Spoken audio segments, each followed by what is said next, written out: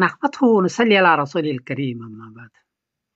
हिंदुस्तान से एक साहब ने पूछा है कि रबीउल सानी में चांद की सूरत हाल क्या है।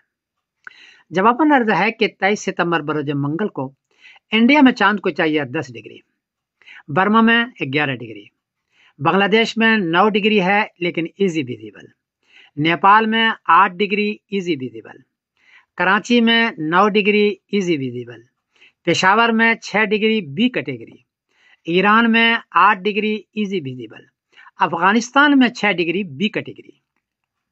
चांद 10 डिग्री में नजर आता है। यहाँ कहीं 10 डिग्री है, कहीं 11 डिग्री है, कहीं 9 डिग्री है।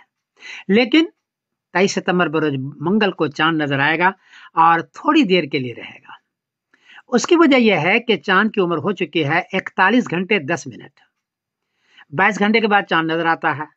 यहाँ 41 घंटे 10 मिनट हो चुका है, इसलिए चांद तो नजर आएगा, लेकिन चांद चूंकि साउथ से गुजर रहा है, इसलिए 41 घंटे होने के बावजूद भी ये थोड़ी देर के लिए मतले पर रह रहा है।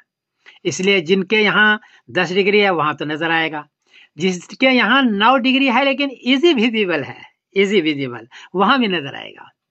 नेपाल में 8 डिग्री है, वहां भी इजी विजिबल है, वहां भी नजर आएगा।